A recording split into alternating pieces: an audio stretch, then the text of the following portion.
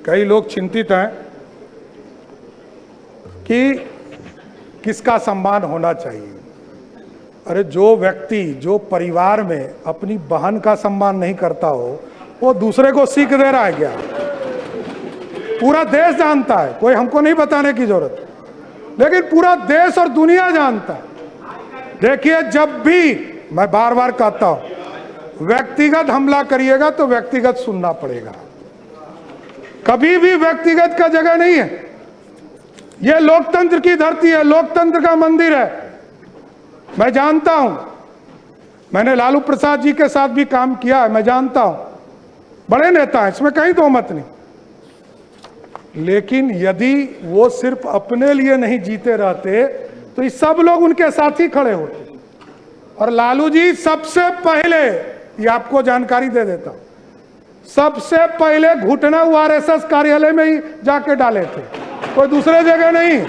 नमस्कार, live cities देख रहे हैं आप, मैं हूं ताज। तो आपने सुना वीडियो में किस कदर आज फ्लोर टेस्ट के दौरान बिहार के सीएम सम्राट चौधरी जो है तेजस्वी यादव पर तंज कसते हुए पारिवारिक हो गए थे और रोहिणी आचार्य की चर्चा हुई थी। और अब रोहिणी आचार्य इस बात का जवाब देने के लिए सोशल मीडिया पर क्या कुछ लिखी हैं वो आपको बता रहे हैं।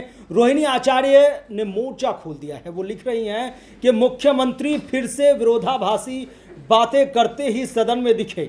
सदन में विश्वास मत के प्रस्ताव के दौरान बोलते हुए बिहार के मुख्यमंत्री श्री सम्राट चौधरी उर्फ राकेश कुमार चौधरी उर्फ राकेश कुमार मौर्य उर्फ सम्राट कुमार मौर्य कहते दिखे कि उनको बिहार की 14 करोड़ जनता का आशीर्वाद प्राप्त है। किस यंत्र थर्मामीटर की मदद से मुख्यमंत्री ने यह माप लिया? क्या कुल आबादी के सभी 14 करोड़ लोगों ने वोट किया था? क्या बिहार में 14 करोड़ मतदाता हैं? क्या एनडीए ने चुनाव सम्राट चौधरी के नाम व चेहरे पर लड़ा था? जरूर मुख्यमंत्री जी की याददाश्त के साथ कोई केमिकल लोचा है। अपने संबोधन में मुख्यमंत्री अपनी उम्र, अपनी डिग्री के बारे में तो बात करते दिखे। पहली बार एफिडेविट भी किसी तरह से सही बोलते दिखे, सुने गए, मगर अपनी उम्र, अपनी डिग्री को सही साबित करने, सत्यापित करने के पक्ष में कोई तार्किक तथ्यप्रक बात कहने से बचते दिखे। लालू जी के द्वारा जेल भेजे जाने की बचकानी बात कहते हुए परपंच के सहारे मुख्यमंत्री की कुर्सी हासिल करने वाले सम्राट चौधरी ये भूल गए, भाजपा के ही लोग कहते हैं कि कानूनी व न्यायिक प्रक्रिया विधि विधान के अनुरूप चलती है, किसी के इशारे पर नहीं। अगर इशारे पर चलती है तो फिर हम लोगों की ये बात साबित होती है कि लालू जी और उनके परिवार को भी किसी के इशारे पर ही फंसाया गया है। मुख्यमंत्री अपने संबोधन में ये दम भरते तो दिखे कि उन्होंने नीतीश कुमार जी को मुख्यमंत्री बनाने में महती भूमिका निभाई, मगर ये बताना भूल गए कि उन्होंने ही नीतीश कुमार जी को हटाने के लिए मुरेठा बांधकर प्रतिज्ञा ली थी, मगर बिना प्रतिज्ञा पूरी हुए मुरेठा खोल भी लिया था। मुख्यमंत्री अपने संबोधन में खुद पर हो रहे पर्सनल अटैक पर तिलमिलाते दिखे, मगर ये भूल गए कि कैसे उन्होंने एक बेटी के द्वारा अपने पिता को किडनी दिए जाने पर बेहद ही ओछी टिप्पणी की थी। मुख्यमंत्री को शायद ये भी भान नहीं है कि राजनीतिक सार्वजनिक जीवन में पर्सनल जैसा कुछ विशेष नहीं होता, सब कुछ पब्लिक के स्कैनर पर होता है और दाखिल हलफनामे के माध्यम से पब्लिक डोमेन में भी होता है। जहां गड़बड़ी होती है वहां सवाल उठता है और सवाल उठाना लाजमी भी है। मुख्यमंत्री के द्वारा दाखिल हलफनामों से ही सवाल खड़े हुए हैं। मुख्यमंत्री के द्वारा दाखिल हलफनामों ही विरोधाभासी हैं और ऐसी कई विसंगतियां हैं हलफनामों में जिनका यथोचित जवाब अभी तक मुख्यमंत्री नहीं दे सके। मुख्यमंत्री कहते दिखे कि सत्ता किसी की बपौती नहीं होती है।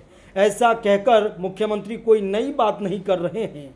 यह जग जाहिर है कि जनता जिसे चुनकर भेजती है वही सत्ता में काबिज होता है, मगर वर्तमान मुख्यमंत्री को तो जनता ने चुना ही नहीं।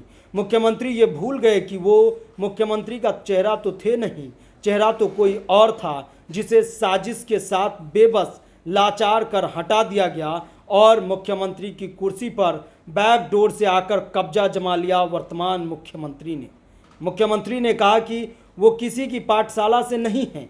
बिल्कुल कहा, बिल्कुल ठीक कहा कि घाट घाट घूमकर अवसरवादिता की राजनीति की पढ़ाई की है, किसी एक पाठशाला में टिके ही नहीं। अभी जिस पाठशाला में हैं वहाँ कितने दिन टिकेंगे इसकी भी कोई गारंटी नहीं है। अपनी कुर्सी बचाने के लिए नीतीश कुमार जी की चापलूसी में मुख्यमंत्री ये कह गए कि लालू जी को नीतीश जी ने मुख्यमंत्री बनाया। क्या लालू जी को जनता ने अपना वोट नहीं दिया था? क्या सारा वोट नीतीश कुमार जी ने ही दे दिया था? लालू जी के साथ सदैव अपार जन समर्थन रहा और ये जग जाहिर है कि लालू जी जैसे बड़े और मजबूत जनाधार वाले जननेता न हुआ न भविष्य में होगा। लालू जी की ऊंचाई तो खुद मुख्यमंत्री अपने उस वायरल वीडियो में स्वीकारते दिखे हैं, जिसमें वो कह रहे हैं कि वो लालू जी को गाली दे देकर ही नेता बने हैं। जहां आज हैं वहां तक पहुंचे हैं। खुद को खुद ही गालीबाज बताने साबित करने वाले देश के पहले मुख्यमंत्री बने हैं। जनाब, ये बातें सम्राट चौधरी आज जो है संबोधन में अपनी फ्लोर टेस्ट के दौरान कहे थे कि जो अपनी घर की बेटियों बहन का कद्र नहीं करते हैं, और उन्हीं के जवाब में रोहिणी आचार्य ने सोशल मीडिया एक्स के माध्यम से सीधा हमला किया है और कई बातें आपको हमने सुनाई है कि क्या क्या जो भी आज के संबोधन में बोले हैं, पिछला उनका क्या इतिहास रहा है, इस पर रोहिणी आचार्य ने पलटवार किया है, करारा हमला बोला है और आगे क्या रणनीति होगी इस पर भी उन्होंने चर्चा की है। फिलहाल इतना ही। अगर आप लाइव सिटीज को यूट्यूब पर देख रहे हैं, चैनल को सब्सक्राइब करें, फेसबुक पेज को लाइक करें। धन्यवाद।